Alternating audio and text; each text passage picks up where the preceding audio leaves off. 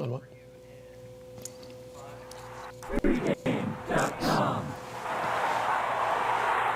It's basketball season here at pregame.tv, believe it or not, as the NBA season gets underway on Tuesday. And we are talking about undervalued NBA sides coming up here in the 2012-2013 season. Marco's going to be looking at one side in just a moment. I'm looking at the Denver Nuggets. Now, you could have found at least a wins total as low as 49.5 not too long ago. 51 in a lot of circles right now. The craziest thing about this team is not too long ago, just in the last few weeks, you could have got the Denver Nuggets at 90-1 to win the NBA championship, nearly 90-1. They're now about 35-1. We got them somewhere in the middle. Denver was 38-28 last year in the strikes or lockout shortened season.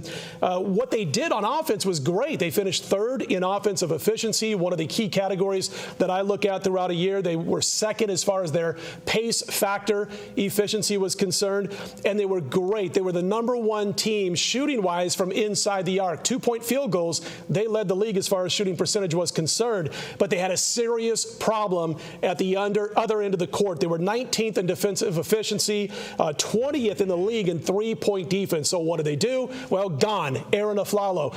Thing about Aflalo was, for whatever reason, he just quit caring about playing on the defensive end. They also got rid of Al Harrington in a trade. They shored up their defensive weakness, especially on the wing, by going out in that massive trade that brought Andre Iguodala to the Denver Nuggets. A lot of people said, you know what? They just helped the LA Lakers land Dwight Howard and win the NBA title. But there was a little bit more shrewdness to that if you're the Denver Nuggets. They had to find a capable player who wouldn't kill them in a drop-off offensively. Iguodala's going to be fine there, but really pick up on the defensive end of the court for the Denver Nuggets. That's what they get by getting Iguodala. This team has no superstar, but what George Karl has, how about 12 players deep? It's amazing. 10 players who can get it done on the offensive end. Again, they don't have a go-to guy. That might hurt them when they get maybe into the second round of the playoffs. But as far as win totals in the regular season, I think this team approaches 60. If they win 58, 59 games, I am not going to be surprised at all. That's why I feel, even though you could have got 49.5 a couple of weeks ago,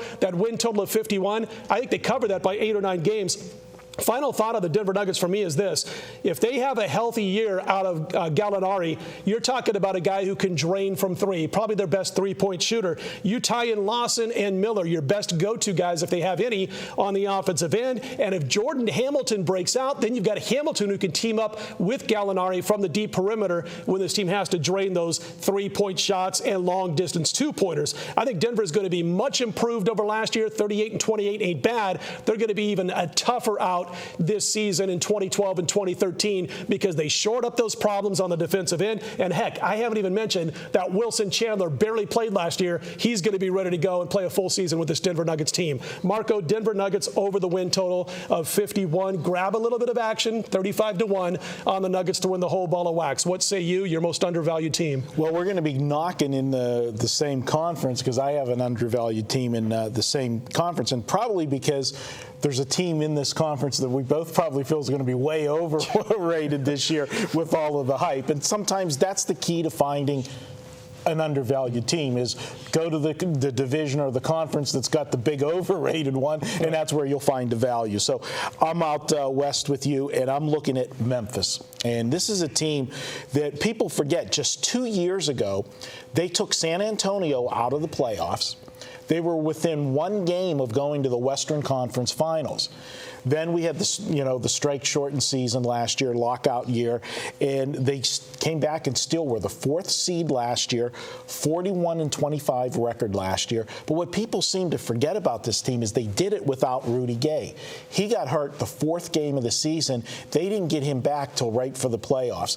Yeah, they had him for the playoffs, but he wasn't 100%. When you miss the whole season like that and you come back at the end, you can't be effective. Plus, it affects team chemistry.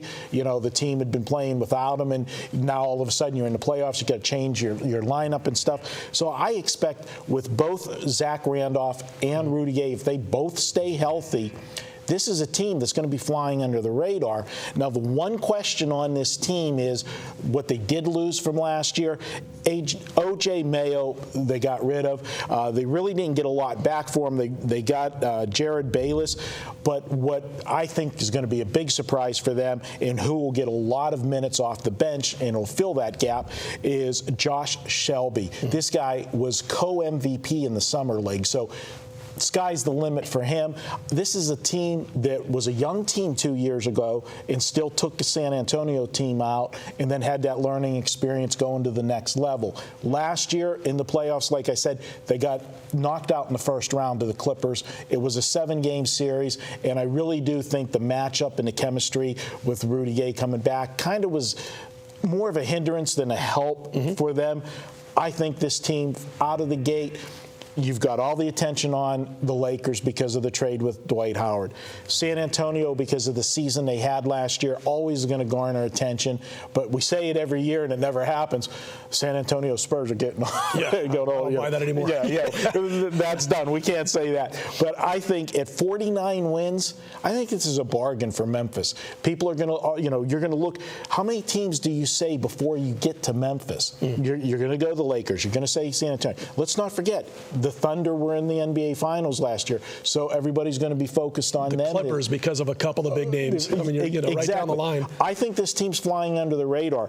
I've got some action on them at over 49 wins. I grabbed a little bit of them at 15-1 to win the West, and then they're 25-1 for the NBA championship. So I think there's value with all of them. And then we have a producer here, by the way, who keeps us going on the air, and who happens to be about as sharp as everybody who sits up here who's got to play. You've got the details. I got the details on it, and our producer Cade, he's said if I say his pick, he'll keep the camera on me more. I understand. So I am going to tell you what Cade said, and Cade loves the NBA, follows the NBA, and he's got some money down on New Orleans, over 27 wins. He said this is a young team. They're going to be better this year.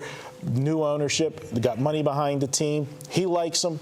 Hey, he runs the camera. I got to agree with him, or I'm not getting any FaceTime. So New Orleans over 27 is Cade's play. You got New Orleans going over as an undervalued play from Cade. You've got Marco, who says take the over 49 with the Memphis Grizzlies. And even though it's gone up a little bit in the last week or so, I still say you take the Denver Nuggets over 51. I think they're going to beat that projected total by about 7 or 8 games at least. And by the way, they're so darn deep. Their depth is the envy of the league. They are so deep. I haven't even mentioned JaVale McGee yet when I'm talking about the Denver Nuggets. Almost forgot to mention one of their key players. Anyway, that'll be it for pregame.tv. Don't forget, we're going to be talking NBA along with the NFL and college football starting next week. Tune in for that at pregame.tv.